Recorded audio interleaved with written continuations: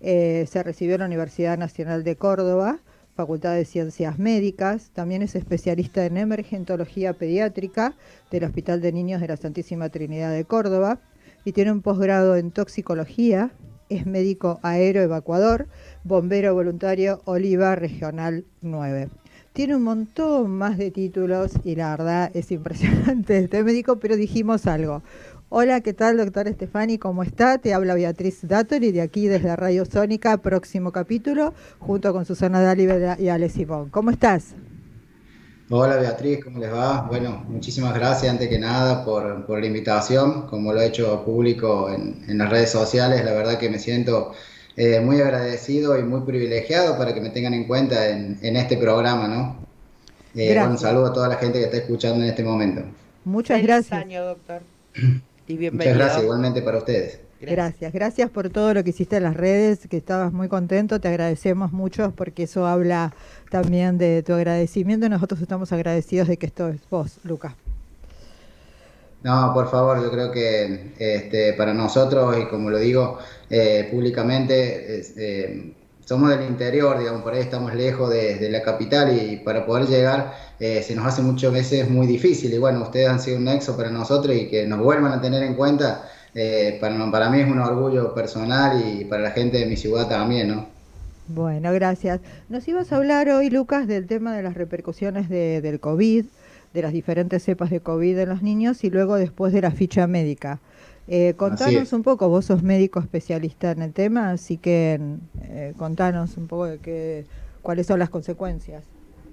Bueno, mira Beatriz, con respecto a lo que ha pasado en el COVID en los niños y sobre todo para hacer hincapié en seguir fomentando la vacunación, porque hasta el día de hoy todavía hay muchos papás que tienen miedo de vacunar a sus hijos, de colocarle la vacuna, y nosotros podemos marcar, por lo menos en lo personal y en mi hospital en donde desempeño las tareas, tres diferencias muy notables en lo que fue el primer brote, el segundo y el tercero.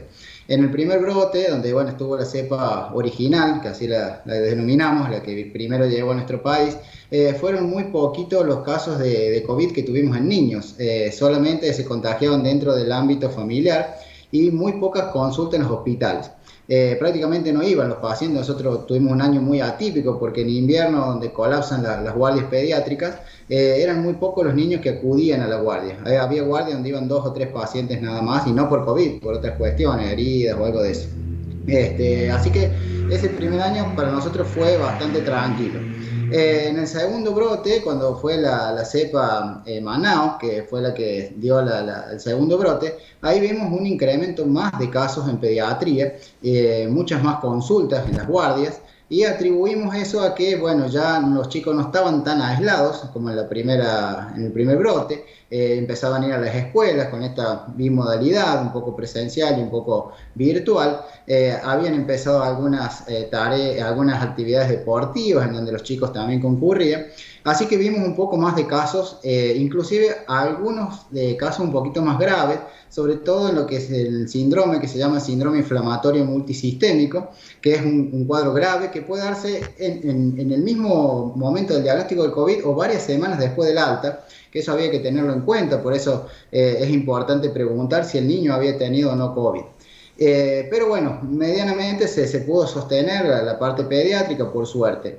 Y después en el tercer brote, ya con esta de la variante Omicron, que nosotros pensábamos en realidad que la Delta iba a ser el problema, en realidad la mayor parte de los casos fueron por Omicron.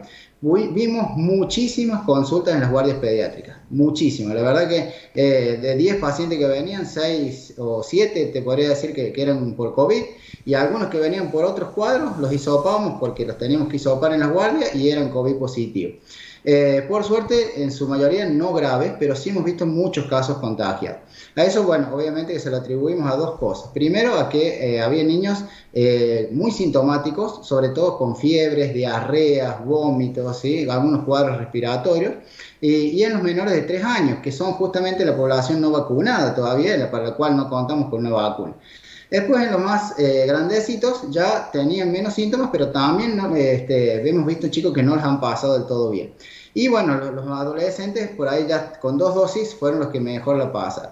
Así que, ¿a qué vamos con esto? Es simplemente para hacer una introducción de que las vacunas están disponibles, están por comenzar el ciclo lectivo 2022 y hay algunos niños que por miedo de los papás no los están vacunando. Tenemos unas segundas dosis, a veces en algunos lugares bajos, en el caso nuestro, por ejemplo, tenemos buena repercusión de vacuna, pero hemos habido lugares en los cuales todavía no están los chicos vacunados con las 2 dosis por lo menos, y acordémonos que los adolescentes ya tienen la tercera dosis disponible para colocar. La vacuna ha demostrado ser efectiva y segura, o sea, se han vacunado millones de chicos en el mundo, las complicaciones han sido muy poquitas, la verdad que son más que nada síntomas locales, un poco de dolor, algunas líneas de fiebre, pero no más que eso. Así que queremos estimular a los papás y desde la parte pediátrica, ya lo ha hecho también la Sociedad Argentina de Pediatría, de que los papás lleven a sus niños a vacunar para que empiecen el año mucho más seguro, ¿no? Claro, sí, sí, eso es muy importante lo de las vacunas, es muy importante lo que decís, porque hay mucha gente que todavía las cuestiona y la verdad es incuestionable todo lo que está pasando a nivel mundial y gracias a las vacunas hoy estamos en esta situación que a pesar de que esté Sí. el virus, uno no termina internado o muere como pasaba hace 2 años atrás.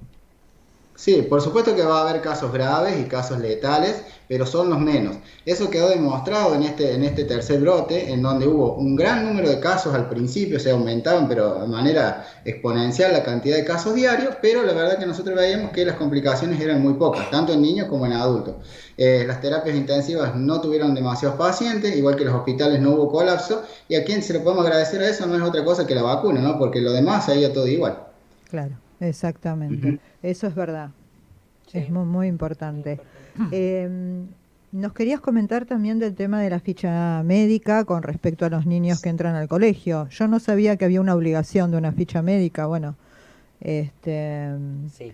exactamente. Acá me dice Susi, sí. Bueno, Es contanos un poco. obligatoria. Sí, Que no te tengo la entendido de traigan que es es otra cosa. obligatorio, digamos, a nivel nacional. Sí. Se llama Certificado Único de Salud y es un requerimiento que todas las instituciones les piden a los niños todos los años, o sea, se hace anualmente. Al momento de ingresar a la escuela deben llevar completa una ficha médica, por lo cual muchas veces vemos en esta época que los consultores nuestros de pediatría se van colapsando y es porque, bueno, los papás empiezan a sacar turnos para la ficha y van los dos o tres hermanitos muchas veces juntos.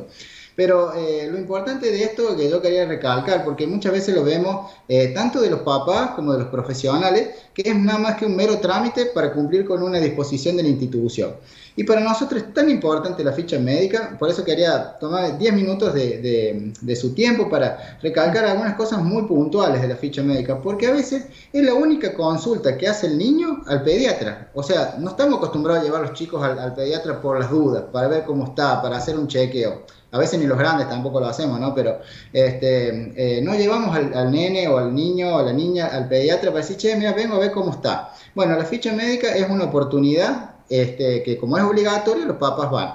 Sí. Entonces tenemos que también como profesionales tomarnos ese tiempo para hacerla a conciencia. Porque vemos también que muchos médicos las hacen en 5 minutos, porque en realidad no demora a veces mucho más que eso si uno le quiere hacer rápido para poder ver más pacientes en el día, pero no es lo lógico ni es lo correcto.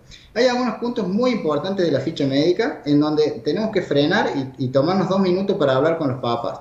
Uno de ellos, bueno, es la vacuna, donde vemos el carnet de vacuna, si está completo o no está completo. A veces a los papás se les puede pasar que le falten algunas dosis. Entonces en ese momento nosotros le avisamos de que falta una dosis y que deben concurrir al vacunatorio para completar el esquema.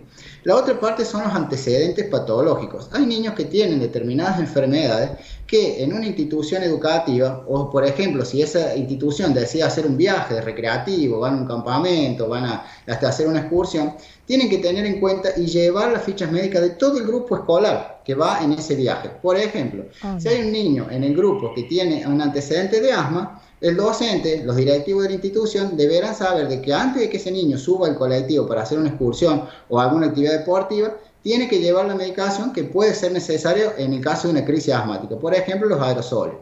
Otro ejemplo muy típico, los niños que tienen antecedentes de epilepsia. Esos niños, si van a una excursión, un viaje de estudio, donde hay un lugar donde es para nada, no deben nadar solos, pueden tener una crisis convulsiva, una epilepsia mientras están nadando y siempre tienen que estar vigilados. O sea, no es una restricción, o sea, no es que no puedan nadar, pero siempre en presencia de un adulto o de alguien responsable que en caso de que tenga una crisis mientras está nadando, lo pueda rescatar del agua. Entonces, ese punto de los antecedentes personales es muy importante, al igual que destacamos también las alergias, ¿sí? Hay niños que son alérgicos a algún alimento determinado, entonces, por ejemplo, si le van a repartir chocolate a todos los chicos, bueno, y ese niño tiene antecedentes de repartir chocolate, se le ofrecerá otro producto. O alergias a las picaduras, si un niño tiene alergia a las picaduras de abejas, de avispas, de hormigas, deberán llevar la medicación en caso de tener una urgencia. Ese punto de los antecedentes, que muchas veces nosotros los tildamos como que de pasada nomás, es para tener en cuenta, tanto en el momento de la consulta, para los padres como para las instituciones educativas. Perfecto. ¿Sí? Después ya viene la parte de donde uno empieza a revisar al niño. Y en la primera etapa dice peso y altura. Y es muy importante tener en cuenta eso porque nosotros vemos que los niños, sí, los papás los traen el primer año de vida, que vienen una vez por mes a la consulta para ver cuánto pesa, cuánto mide el bebé, y eso sí lo hacen. Después ya del segundo año ya nos alejamos un poco, total vamos si está enfermo, si no está enfermo no vamos al pediatra, ni hablar después cuando tienen 3, 4 o más años. Entonces en ese momento nosotros vemos el peso, la talla de los chicos y sacamos lo que se llama el índice de masa corporal, que es la relación del peso con la talla. Y es impresionante la cantidad de niños, pero que vemos con alteraciones en estos parámetros, no tanto con bajo peso, sino todo lo contrario, con sobrepeso, ¿sí? Vemos muchísimos chicos en la consulta con sobrepeso. Esto viene incrementado este año, yo estoy haciendo una estadística personal en mi consultorio, me tomo 2 minutos más para anotar en un papelito aparte, y vemos que ha aumentado, comparando el año anterior, los chicos con sobrepeso. Posiblemente esto tenga consecuencia de la pandemia, donde, bueno, como volvemos de nuevo, no había actividad física, no jugaban al fútbol, no iban a karate, no hacían básquet, posiblemente venga arrastrado de eso. Pero bueno, es el momento ahora para estimular e incentivar a que los chicos hagan alguna actividad deportiva. Yo también les pregunto a los papás, ¿hacen alguna actividad deportiva? Y no. ¿Y qué hacen en la casa? Y están todo el día con el celular, con la compu, con la tablet, y eso es un hábito que tenemos que cambiar. Vos preguntarle al chico qué le gusta. Hay chicos que le gusta el fútbol, a otros le gusta danza. Bueno, lo que al chico le guste sería la actividad adecuada. No seleccionar de acuerdo a los gustos del papá, ¿sí? Papá futbolista y quiere que el niño sea futbolista y capaz que al nene le guste el básquet, ¿eh? Claro. Entonces preguntarle qué es lo que le gusta al chico en ese momento. Después en la otra parte del examen físico ya el médico va a hacer una revisión aparato, por el corazón, los pulmones, el abdomen. Pero hay una cuestión muy interesante en donde en la parte cardiovascular nosotros tenemos que medirle la tensión arterial al chico, que no es un hábito muy frecuente, ¿eh? Los grandes sí, nos tomamos la tensión cada vez que pasamos por una farmacia, cuando vamos al dispensario, nos toman la tensión. Pero en los niños no es muy frecuente y no se dan una idea también la cantidad de casos de hipertensión que encontramos en niños muy pequeñitos donde nunca se le había tomado la tensión. Y hacerlo, en el caso de los médicos, con los tensiómetros adecuados, porque así como hay un tensiómetro para adultos, hay un tensiómetro para niños, ¿sabes? Claro. Eso también es muy importante y cuando uno encuentra una tensión arterial alta, que eso no es como en el adulto, o sea, nosotros tenemos que fijarnos en cuanto a la talla, qué tensión arterial es normal para ese niño, porque no todos los chicos de 6 años tienen la misma tensión arterial, eso depende de un promedio de altura.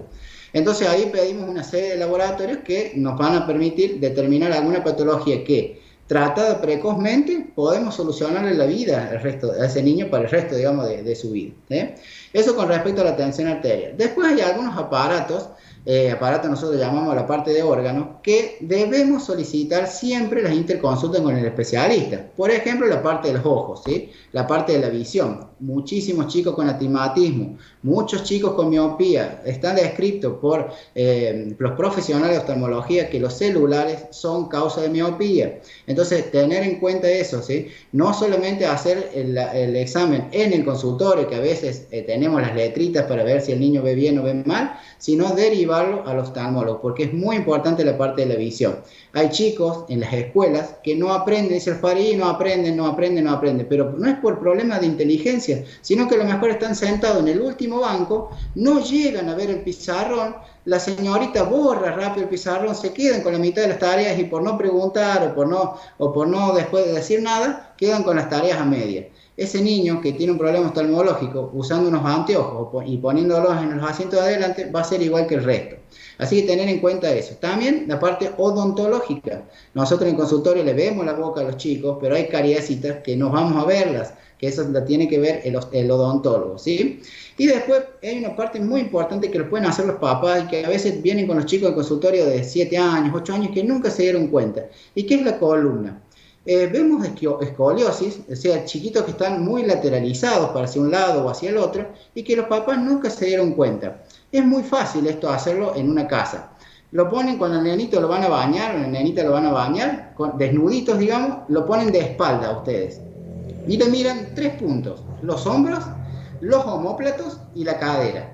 Cuando ustedes ven que un hombro está más bajo que el otro, o la zona de los omóplatos, los omóplatos son los huesitos que están atrás de las espaldas, que tienen forma de triangulito, que siempre se asoma una punta. Si ustedes lo ponen al niño así firme, como un soldadito, siempre se asoma una punta. Las 2 puntas tienen que estar a la misma altura. Cuando hay una punta más bajita que la otra, quiere decir que la columna se está torciendo. Y lo mismo a nivel de la pelvis. Ese es un examen que lo pueden hacer cualquier papá, cualquier mamá en su casa, y a veces corregimos escoliosis de temprana edad que después a lo largo de la vida le va a traer muchos problemas, además de consecuencias estéticas también.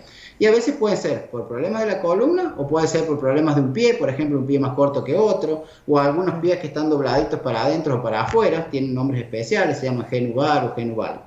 Y por último, el examen también de los genitales. El médico en el consultorio debe revisar los genitales, además de ayudar a la educación también de los papás, que es muy importante explicarle a los papás que le digan al niño de que esa parte solamente lo pueden tocar ellos y nadie más que ellos, pero en el consultorio debemos revisar a los genitales. En las nenas tenemos que ver solamente una cosa, que los labios vaginales estén bien despegados, porque si no eso va a pasar inadvertido y se van a dar cuenta recién en la adolescencia, cuando tengan 13, 14 años, cuando la nena no menstrua y empieza a tener retenciones de la menstruación dentro de sus órganos genitales, o sea, en el útero, y eso termina siendo algo peligroso. ¿Por qué? Porque no nos dimos cuenta en la infancia de que tenía los labios vaginales pegados. A veces con una cremita o con una cirugía se soluciona el problema. Y en los varones vemos 2 cosas, que los testículos estén en las bolsas, o sea, en el escroto, porque eso le va a traer infertilidad el día de mañana. A veces no se dan cuenta, tienen 6 años y un testículo no lo tenían. Bueno, es importante detectarlo en ese momento. Y la fimosis, que es el cuerito del pene, que tiene que bajar por completo, porque también eso se trata quirúrgicamente si no se resuelve a los 3 o 4 años. Así que bueno, esos son, no me quiero extender mucho más, pero son los puntos más importantes de la ficha médica que le sirven al médico, al que hace consultorio, ya sea pediatra o generalista o médico clínico, al papá, a la mamá y a las escuelas. Perfecto. La verdad que la explicación perfecta y la importancia de la ficha. Yo, como ex directivo de escuela, te puedo asegurar que mismo acabo en Buenos Aires, se acostumbran en ciertas asociaciones decir constancia médica para la escuela. Y Claro. vos encontrás que, bueno, yo era de secundaria superior, pero chicos alérgicos o con epilepsia o que tomaban medicación y nunca aparecían en la ficha médica y se te descomponían y venía la emergencia y le decían no. Y si lograbas que el padre bajara, dicen, es alérgico a tal cosa, toma tal medicación. Claro, no se decía. Y Eso es realmente importante. los padres no toman conciencia que un chico le puede pasar cualquier cosa en la escuela y que el colegio tiene que tener toda la información de la criatura. La verdad que por eso sea es la edad que sea. Es importante ¿sí? todo lo que dice el doctor muy importante. Estefani. Bueno, 1.000.000 de gracias, Lucas. Bueno, ya quedamos, hablamos, que vas a seguir estando. Tenemos una idea de una vez por mes que hables de diferentes temas. Aparte de esto, quiero felicitarte porque vi que estuviste publicando en tus redes el tema de los bomberos de Corrientes, que a unos bomberos que venían de los incendios de Corrientes, cuando pidieron la cuenta, no le cobraron y le dijeron gracias. O sea, hermosísimo el gesto del restaurante, así que, bueno, sé que otras cosas que haces esos bomberos, haces de todo. Sí, por suerte hay gente que se solidariza con los bomberos, que lo hacen desinteresadamente y son pequeños gestos que hacen a la diferencia y que te hacen sentir muy feliz. Yo tuve la oportunidad, ahora me encuentro en este momento en San Luis y justo el día domingo llegaron los chicos de acá, de la ciudad en donde vive mi señora, que es justo Darak, y llegaban los bomberos de Corrientes, y se te pone la piel de gallina escuchar las sirenas y la gente aplaudiéndolo, y nenes chiquititos con carteles esperando a sus papás que venían de allá, así que realmente uno sabe lo que significa eso, así que se te pone la piel de gallina. Así que bueno, La verdad que felicitaciones a todos los bomberos del país que fueron a ayudar allá a la zona de Corrientes, y bueno, un abrazo a la gente de allá, que seguramente los incendios, bueno, ya han pasado, pero los daños que esto deja son muchas veces irreparables, y bueno, igual seguimos ayudando en lo que podemos, estamos haciendo todavía colectas para llevar a la gente y a los animales, así que bueno, lo que uno puede ayudar, ayuda, y está al alcance, lo vamos a ir haciendo. bueno, lo que necesite desde aquí, desde el próximo Sí. capítulo, cualquier publicidad, cualquier cosa o dónde llevar, aquí estamos a disposición.